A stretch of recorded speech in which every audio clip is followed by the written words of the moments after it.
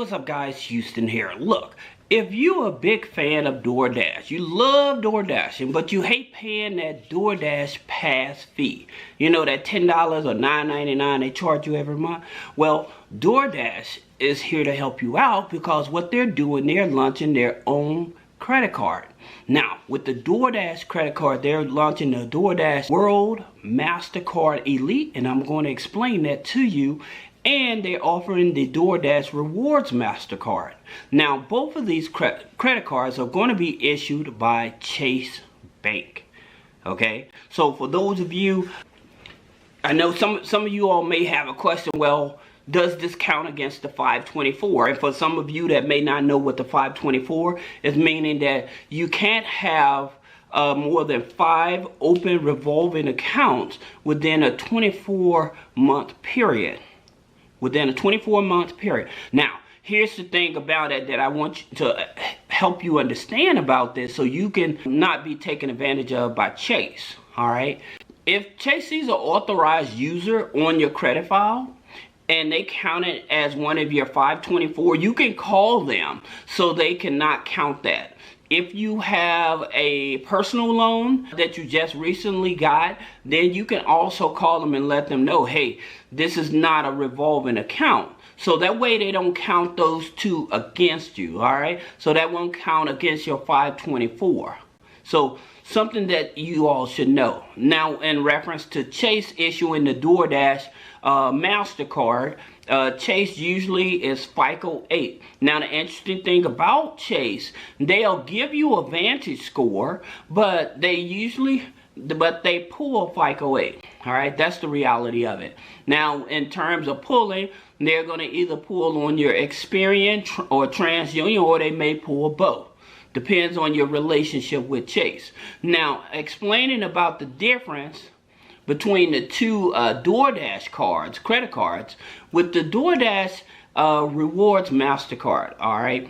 With the Doordash Mastercard, the difference between that and the Doordash World Mastercard is the World Mastercard is almost looked at like the Visa signature card, meaning that it usually starts at about $5,000. So if they just offer you the Doordash Rewards card, I'm not going to say that they're only going to give you less than $5,000, but usually that's what that means. But hey, any way to get yourself in the door, because usually every 6 months, you can still qualify for a credit limit increase. Now, in terms of what's the average credit score that you need for this card, the average credit score, I would say, if you're trying to get the Doordash World Mastercard, I would try to go in with about a 690 credit score or higher. Now, if you're just going for the Doordash Rewards Mastercard, then you probably can get away with maybe about a 670 credit score.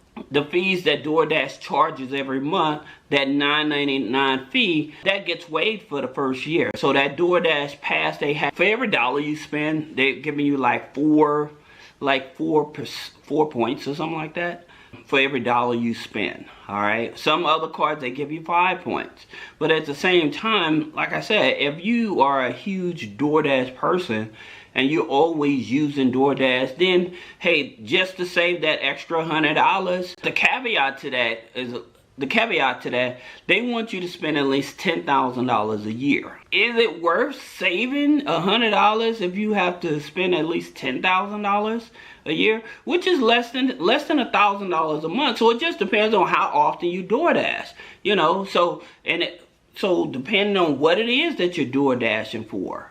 Okay, so that may be something that you want to think about, but hey, if it's going to save you a monthly subscription, then why not? I know some of you all may have other questions about business credit funding, personal credit funding, and if you do, click the link in the description. One more thing that I would tell you guys, here's how I would play it. If I'm going for this credit card, first, I would pull my credit file, okay? And for those of you that don't know what's going on with your real FICO credit file, click the link in the description and pull your real credit file, okay? Schedule a consultation. I'll go over your credit file with you, all right, and explain to you how to leverage it.